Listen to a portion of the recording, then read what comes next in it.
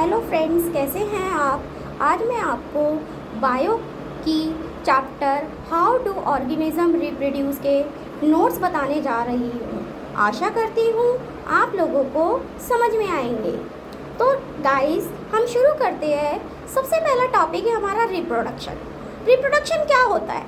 Reproduction एक ऐसा process है जिसके अंदर लिविंग ऑर्गेनिज्म न्यू इंडिविजुअल को प्रोड्यूस करते हैं। The process by which living organism produce new individual similar to themselves। तो हमारा रिप्रोडक्शन कितने टाइप का होता है? हमारा रिप्रोडक्शन 2 टाइप से होता है, एक सेक्सुअल रिप्रोडक्शन और दूसरा होता है असेक्सुअल रिप्रोडक्शन। जो हमारा सेक्सुअल रिप्रोडक्शन है उसके अंदर 2 इंडिविजुअल इन्वॉल्व होते हैं जो सेम न्यू इंडिविजुअल को प्रोड्यूस करते हैं। 2 individual, example 1 male and female are needed to give rise new individual and gametes are formed.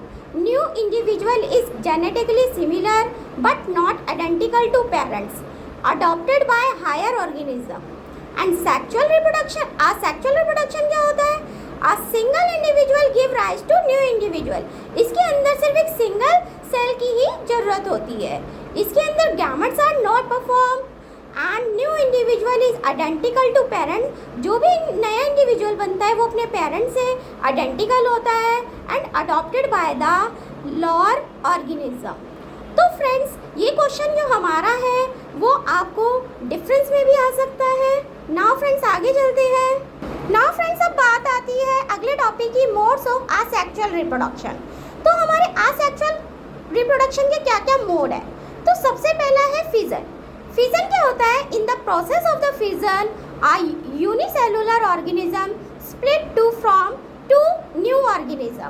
इसके अंदर जो प्रोसेस होती है इसमें यूनिसेलुलर ऑर्गेनिज्म जो है वो स्प्लिट हो जाता है, टूट जाता है और एक नया ऑर्गेनिज्म बना लेता है। और इसके अंदर 2 पॉइंट्स आते हैं। पहला है binary fission.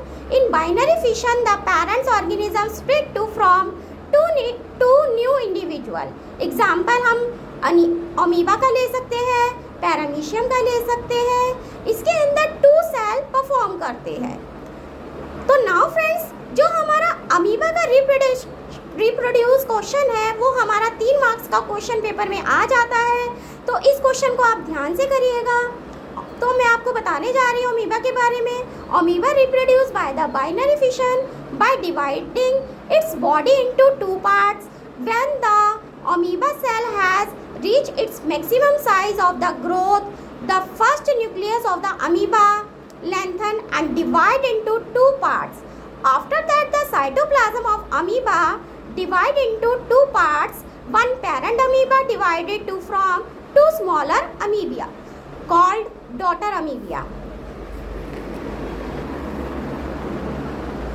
So now friends, 2 daughter amoeba grow to their full size by eating food and then divided again to produce 4 amoeba and so on। तो यहाँ पे फ्रेंड्स मैंने डायग्राम भी बनाया हुआ है अमीबा का, जो कि पेपर के अंदर आता है। आप लोग उसी तरीके से अमीबा का डायग्राम बनाकर आएंगे और जिस हिसाब से मैंने पूरा अमीबा के बारे में बताया है उसी तरीके से आप लिख कर आएंगे तो आपको फुल मार्क्स मिलेंगे। तो नाउ फ्रेंड्स, हम आगे चलते हैं अपना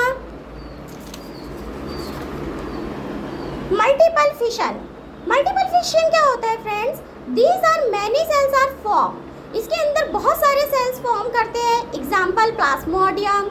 इन multiple fission the parents organism split to form many new organism at the same time. इसमें क्या होता है स्टूडेंट्स? इसमें जो मल्टीपल फिजन है इसके अंदर पेरेंट्स ऑर्गेनिज्म स्प्लिट हो जाता है और कई ऑर्गेनिज्म में और न्यू ऑर्गेनिज्म प्रोड्यूस कर देता है। तो नाउ फ्रेंड्स, हमारा नेक्स्ट पॉइंट है फ्रेगमेंटेशन।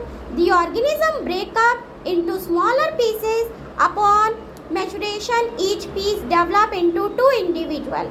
Example spirogyra. आपको जो एग्जाम में पूछा जाता है वो स्पायरोगायरा के नाम से ही पूछा जाता है, तो इसका आप ध्यान रखें।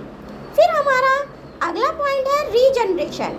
रीजनरेशन क्या होता है student? If organism is somehow cut or broken into many pieces, each piece grow into a complete organism. इसका एग्जाम्पल है पलनेरिया एंड हाइड्रा। तो यहाँ पे फ्रेंड्स मैंने पलनेरिया और हाइड्रा दोनों का डायग्राम बनाया है जो कि बहुत इंपॉर्टेंट है, आप लोग ध्यान से करिएगा। नाउ फ्रेंड्स अब हम आगे चलते हैं। नाउ फ्रेंड्स फिर हमारा अगला पॉइंट है budding. A bud is form which develop into tiny individual. It detach from the parents body upon maturation and develop into new individuals. Example hydra. Hydra is a simple multicellular animal. तो यहाँ पे जो बर्डिंग का जो मैंने एक diagram भी hydra के एग्जाम्पल से बनाया हुआ है, इसको भी आप ध्यान से करिएगा।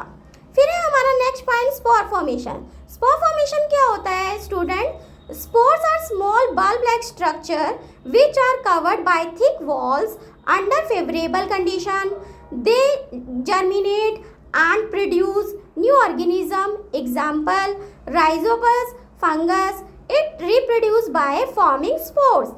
तो इसका हम एग्जाम्पल ब्रेड मेड्यूल, जो हमारे ब्रेड यूज़ होती है उसके अंदर जो ग्रीन ग्रीन कलर की फंगस आ जाती है, वो इसका एक एग्जाम्पल हो सकता है। Bread mould rhizopus fungus growing on a slice of bread. कभी कभी आप लोगों ने देखा होगा कि ब्रेड्स के ऊपर ग्रीन कलर की एक काई जैसी कुछ फंगस आ जाती है, उसी को ही स्पोर फॉर्मेशन बोला जाता है। तो सेकंड है the antibiotic drugs called penicillin is made from penicillin fungus. जो हम लोग दवाई लेते हैं एंटीबायोटिक्स, उसके अंदर पेनिसिलिन से बनी होती है वो, और उसके अंदर पेनिसिलिन फंगस पाया जाता है। फिर हमारा नेक्स्ट पॉइंट है वेजिटेटिव प्रोपोगेशन। वेजिटेटिव प्रोपोगेशन क्या होता है dear student?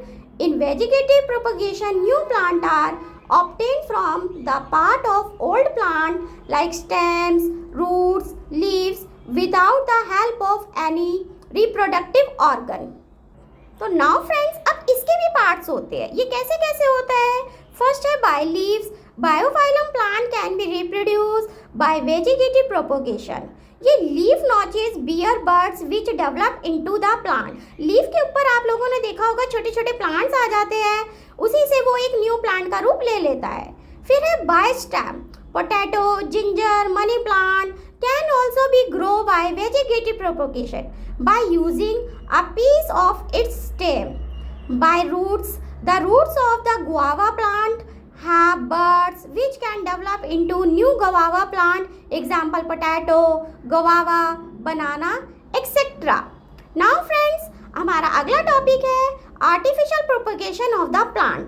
Artificial propagation of the plant मैं आपको नेक्स्ट वीडियो में बताऊंगी। तब तक के लिए बाय बाय।